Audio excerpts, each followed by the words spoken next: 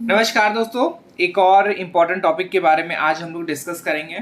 तो school management and leadership का unit first हम लोग देख रहे थे और उसका जो टॉपिक है शैक्षिक में नैतिकता और शिष्टाचार है। और एक बहुत ही इम्पॉर्टेंट टॉपिक जिससे एग्जाम में पूछा ही जाएगा, मान लीजिए नैतिकता क्या है। ठीक है, तो इसके जो भी डेफिनेशन है जिसने इसने दी है वो और प्लस क्या है उसके बारे में आज हम लोग डिस्कस करेंगे। ठीक है, तो चलिए स्टार्ट करते हैं। सबसे पहले दिया गया है सामान्य परिचय दिया गया है, तो उसको देखेंगे, फिर इसके बाद आगे देखते हैं। तो नैतिकता, मूल्य, देखिए ध्यान दीजिएगा, नैतिकता, मूल्य और चरित्र, इन तीनों का संबंध मनुष्य के किससे है? मनुष्य के व्यवहार से है। ठीक है, धर्मशास्त्र की दृष्टि से धार्मिक नियम ही नैतिक नियम है। कैसा नियम है? नैतिक नियम है ये, और इसका पालन करना नैतिकता कहलाता है। ठीक है, समाजशास्त्र की दृष्टि से सामाजिक नियम ही नैतिक नियम है। अब अपने अपने तरीके से देखिए, धर्मशास्त्र की दृष्टि से क्या है? धार्मिक नियम है, और समाजशास्त्र की दृष्टि से क्या है? सामाजिक नियम है, और इसका पालन करना ही क्या कहलाता है? नैतिकता कहलाता है। ऐसे ही भारतीय समाज क्या है? धर्म प्रधान समाज है, अतः धार्मिक और जो सामाजिक है दोनों नियमों का पालन करना ही क्या कहलाएगा? नैतिकता कहलाएगा। ठीक है, विद्यालय समाज का एक लघु रूप है। विद्यालय क्या है? समाज का एक कैसा रूप है? लघु रूप है। इसके भी अपने शिक्षा संबंधी नियम होते हैं। जैसे कि आप लोग जानते हैं कि विद्यालय में काफी तरीके के नियम होते हैं, डिसिप्लिन में रहना होता है, तो वैसे ही इसका पालन करना भी क्या कहलाता है? नैतिकता कहलाता है। नीति शास्त्र में आचरण नीति, हाँ, नीति शास्त्र में आचरण जो है नीति संबंधी नियम होते हैं, और इसका पालन करना भी नैतिकता कहलाता है। ठीक है, कुल मिला के ये है, किसी भी चीज का हम लोग पालन करेंगे तो वो क्या कहलाएगा? नैतिकता कहलाएगा। ठीक है, अब चाहे वो धर्म का हो, चाहे वो समाज का हो, चाहे वो स्कूल से रिलेटेड हो या फिर नीति शास्त्र से रिलेटेड हो। ठीक है, इतना तो समझ में आ ही गया होगा। फिर इसके बाद आगे हम लोग देखेंगे, हाँ आगे देखेंगे, इसमें बोला गया है चरित्र वह शक्ति है जो हमें नैतिकता का पालन करने में सहायक होती है। जिस व्यक्ति के पास जितना चरित्र बल होता है वह उतना ही दृढ़ता से के साथ नैतिक नियमों का पालन करता है। ठीक है, जिसका चरित्र अच्छा होगा वो अच्छे से नैतिक नैतिक नियमों का पालन करता है। फिर है मूल्यों की स्थिति इन दिनों से भिन्न है।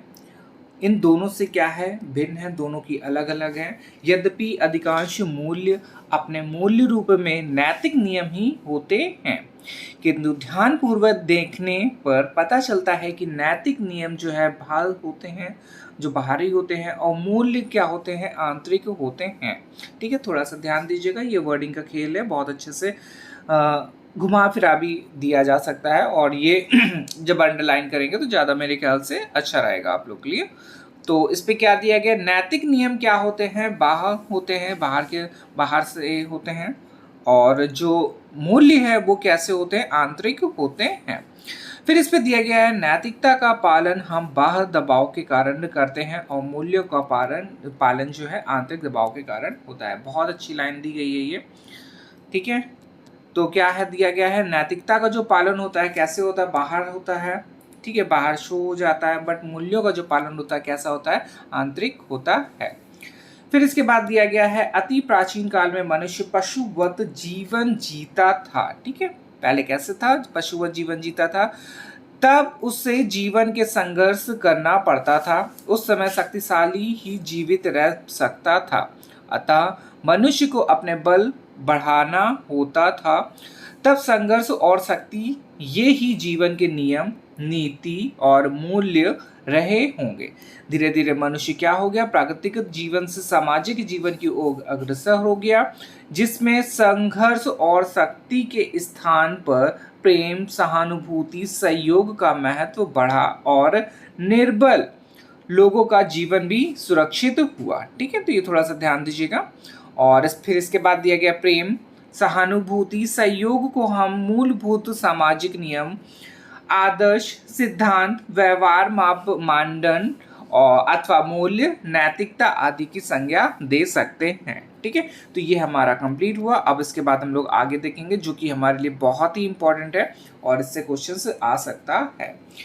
इस पे दिया गया है नैतिकता क्या है, व्हाट इज मोरालिटी। और इस पे दिया गया है नैतिकता में उन सिद्धांतों का समावेश है, किसका समावेश है, सिद्धांतों का समावेश है जिसमें मनुष्य ईमानदारी, सहयोग, न्याय, सहिष्णुता आदि अनेक गुणों का अपनाकर जीवन यापन करता है। इस प्रकार नैतिकता मनुष्य द्वारा उनके साथियों के प्रति व्यवहार का चित्रण करता है और नैतिक व्यवहार अनिवार्य रूप से बाह्य होते हैं। ठीक है, उन पर भी हम लोगों ने पढ़ा है क्या होते हैं नैतिक व्यवहार, बाह्य होते हैं, और मूल्य कैसे होते हैं, आंतरिक होते हैं। ठीक है, अब देखिए किसने क्या बोला उनको देखेंगे, और ये थोड़ा सा ध्यान दीजिएगा क्योंकि यही डायरेक्ट लिखना होगा आप लोगों को। अब इस पे दिया गया हार्वर्ड का मत है कि समग्र रूप से नैतिक शिक्षा से अलग नहीं है। ठीक है, क्या दिया गया, समग्र रूप से जो नैतिक शिक्षा है शिक्षा से अलग नहीं है। इंग्लिश में हो जाएगा moral education is not separable from education as a whole. फिर शिक्षा आयोग ने क्या बोला है, अब शिक्षा आयोग को ध्यान रखिए 1964 से 66 के अनुसार विद्यालय पाठ्यक्रम का एक गंभीर दोष है। क्या है, विद्यालय पाठ्यक्रम का एक गंभीर दोष है सामाजिक, नैतिक और आंतरिक मूल्यों की व्यवस्था की अनुपस्थित है। The serious defect of school curriculums is the absence of the provision of education of social, moral and spiritual values। ठीक है, तो किसने बोला, ये शिक्षा आयोग ने बोला था। और फिर इसके बाद महात्मा गांधी जी ने क्या बोला है उनको देखेंगे। मेरे लिए नैतिकता सदाचार और धर्म पर्यायवाची शब्द है। नैतिकता के आधारभूत सिद्धांत सब धर्मों के समान हैं। इनको बालकों को निश्चित रूप से पढ़ाया जाना चाहिए। ठीक है, एक बहुत ही इंपॉर्टेंट ये कथन है जो कि किसने दिया है, महात्मा गांधी जी ने दिया है। अब इसके बाद आगे हम लोग देखेंगे, विशेष में देखते हैं विद्यालय समाज का एक लघु रूप है, पढ़ ही चुके हैं हम लोग इसको। विद्यालय में नैतिकता नीति संबंधी ज्ञान है और नैतिक सिद्धांतों तथा मूल्यों की शिक्षा प्रदान की जानी चाहिए, और शिक्षा का उद्देश्य बालक का नैतिक और चारित्रिक विकास करना प्रमुख उद्देश्य होना चाहिए। ठीक है, तो ये लाइन जो है इंपॉर्टेंट है। शिक्षा का उद्देश्य क्या होना चाहिए, बालक का नैतिक और चारित्रिक जो है विकास करना प्रमुख उद्देश्य होना चाहिए।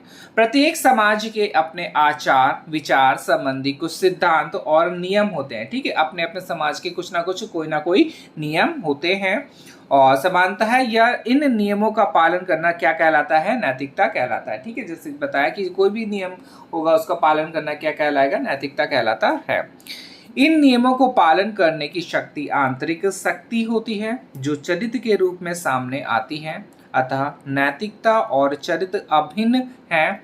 एक के अभाव में दूसरे की बात नहीं सोची जा सकती है, परंतु भिन्न भिन्न अनुशासनों में नैतिकता और चरित्र की भिन्न भिन्न रूप में व्याख्या की गई है।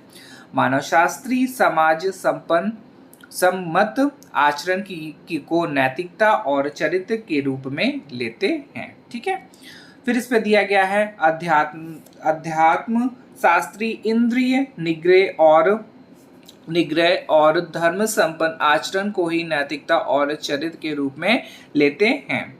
फिर दिया गया है साहित्य में समाज द्वारा नियमों के पालन को नैतिकता और मनुष्य के आचार विचार को चरित्र के रूप में लिया गया है। ठीक है, तो इसको थोड़ा सा ध्यान दीजिएगा, इंपॉर्टेंट लाइन है ये।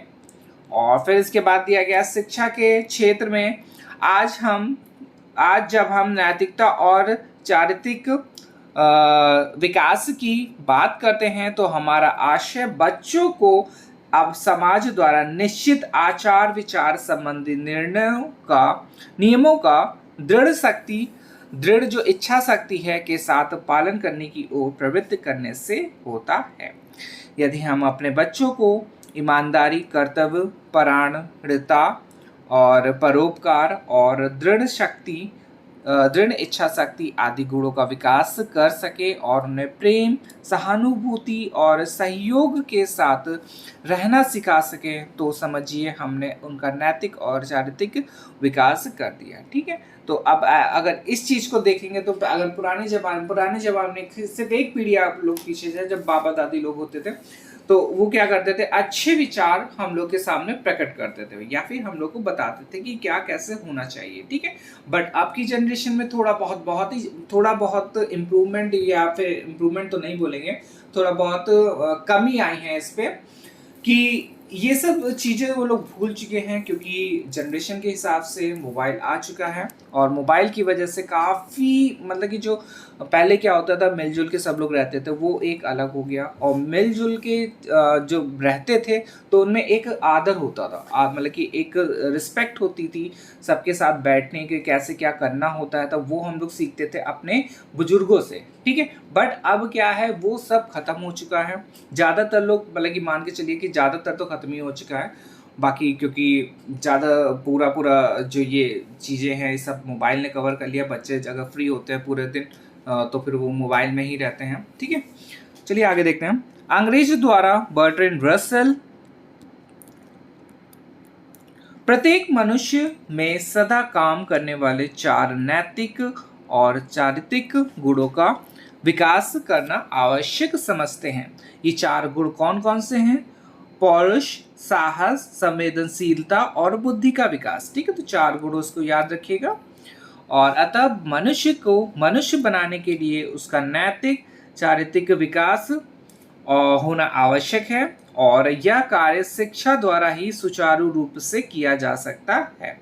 शिक्षा के औपचारिक साधन भी विद्यालय है, अतः शैक्षिक नेतृत्व को भिन्न नैतिक, सामाजिक, सांस्कृतिक, आध्यात्मिक गुणों का बालक में विकास करना चाहिए। इस कार्य के लिए विभिन्न आवश्यक उद्देश्यों का निर्धारण, साधनों की व्यवस्था, ठीक है, और नियम सिद्धांतों आदि के द्वारा अच्छे आचार, विचार और व्यवहार का बालक में विकास करना चाहिए। शैक्षिक नेतृत्व की सफलता इस बात पर निर्भर करती है कि बालकों में विभिन्न गुणों का समावेश किस सीमा तक किया जा सकता या किया जा सका है। ठीक है, तो ये हमारा आज हम लोगों ने देखा कि नैतिकता के बारे में कुछ इंपॉर्टेंट बातों को आज हम लोगों ने समझा है। ठीक है, तो इसको एक बार फिर से देख लीजिएगा। और ये जो 4 पॉइंट्स हमारे दिए गए हैं, हार्वर्ड शिक्षा आयोग, महात्मा गांधी और विशेष को तो छोड़ दीजिए, विशेष में तो ज़्यादा कुछ है नहीं, बट ये 3 पॉइंट काफ़ी इंपॉर्टेंट है, तो इनको आप लोग एक बार से फिर से रिवाइज कर लीजिएगा और क्या क्या दिया गया है इसको एक बार देख लीजिएगा। ठीक है, क्योंकि जब भी क्वेश्चन आएगा तो डायरेक्ट आपको कुछ ना कुछ इस पर बताना पड़ेगा कौन सा कथन किसने बोला है। ठीक है, तो आज हम लोग इतना ही रखेंगे, नेक्स्ट वीडियो में और इंपॉर्टेंट क्वेश्चंस के साथ मिलेंगे। ठीक है, धन्यवाद।